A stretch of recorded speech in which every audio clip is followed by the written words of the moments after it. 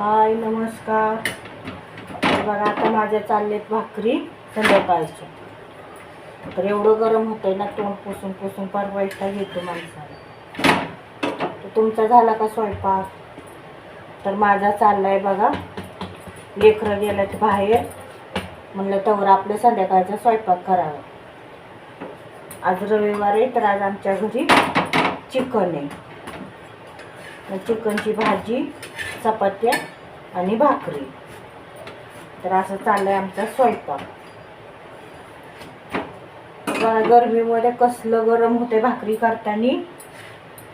आता बायांना तर सांगायची काय गरज नाही, तुम्हाला तर माहिती आहे. पण माणसांना असं वाटतं की काही 4 भाकरी तरी टाकायच्या. त्यांना काय माहिती असल्या गरमीत कसं करतो माणूस. ते पण चुलीच्या पुढं म्हणा, गॅसच्या पुढं खूप डेंजर गरम होतं.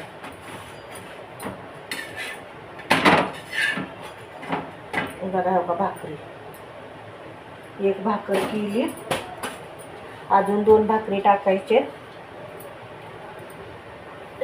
4 भाकरी करायच्या. झाला स्वयंपाक. सून, लेक आणि मुलगा गेला दवाखान्यामध्ये तिचा दात दुखायला म्हणून, दात दाखवायला.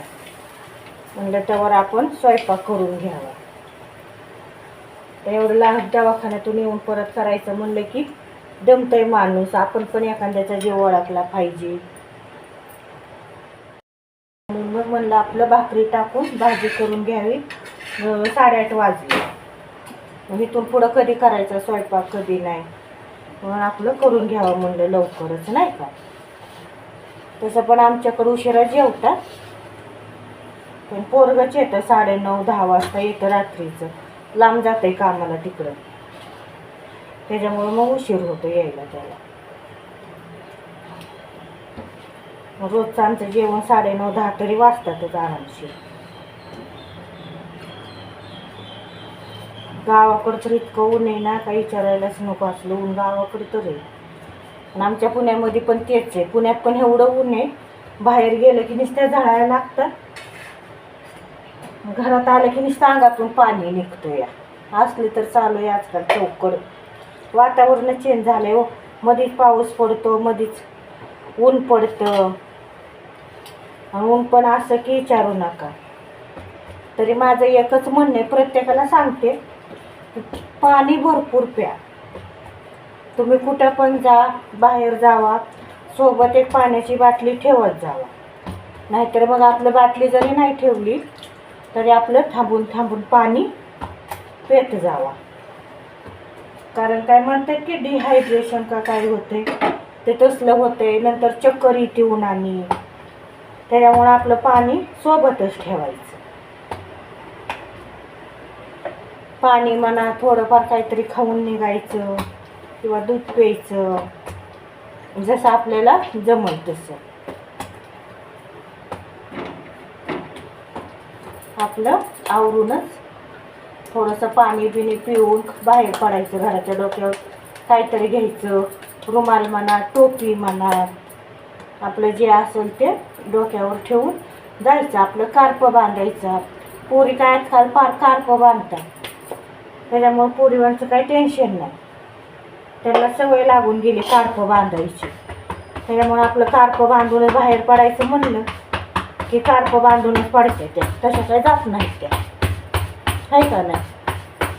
आता आपल्याला नाही कार्पची सवय, मला तर अजिबात नाही बघा कार्पची सवय. कार्प बांधला की मला नरड्याला फाशी दिल्यामुळेच होती. त्याच्यामुळं मग मी काय करते ना, कधीच कार्प बांधत नाही. आपला पदर डोक्यावर घ्यायचा जास्त ऊन लागायला तर, आणि चालायचं. अशी माझी सवय. तर आता भाकरी झाल्या माझ्या. भाकरी झाल्या की मला भाजी करायची. दाखवते हो का. इथं एक केली, इथं एक ठेवली ना हो का दुरडीमध्ये. 2 चपात्या आणि 2 भाकरी. का तर बारकी पोरगी चपाती भाकर खात नाही, म्हणून तिच्यासाठी चपाती ठेवली गॅसवरती. इथं मी मसाला घेतलाय, तुम्हाला दाखवते. ह्याच्यात खोबरं, कोथिंबीर, टमाटो, नंतर कांदा वगैरे सगळं भाजून वाटून घेतलंय. इथे घेतलाय कांदा मसाला, नंतर गरम मसाला, हे घरचं तिखट, हा आहे मटण मसाला, गरम मसाला, चिकन मसाला, धन पावडर आणि हळद. आणि हो का इथं आहे आपलं चिकन. हे बघा, हे सगळे मसाले घेतले. आता आपला हा मसाला आपण कढईमध्ये टाकूया. आता बघा मसाला टाकलाय, हा चांगला परतून घ्यायचा तेल सुटेपर्यंत. हातात फोन पकडल्यामुळे व्हिडिओ जरा हलतोय तर समजून घ्या. बघा आता पाणी टाकून घेतलं. मीठ काय आपण आधीच टाकलं होतं, त्याच्यामुळं मीठ काय टाकायची गरज नाही. तर आता हे बारीक गॅसवर चांगली उकळी येऊ द्यायची. भाजीला कशी उकळी आली दाखवते. हे बघा, दिसली का? तरी पण आली. फर्स्ट क्लास भाजी झाली आपली. गरमीमध्ये गरमागरम चिकनची भाजी. हे बघा, तर या खायला. लेग पीस कुणाकुणाला आवडतो नक्की सांगा. जेवायला या सगळेजण. तर चला, बाय.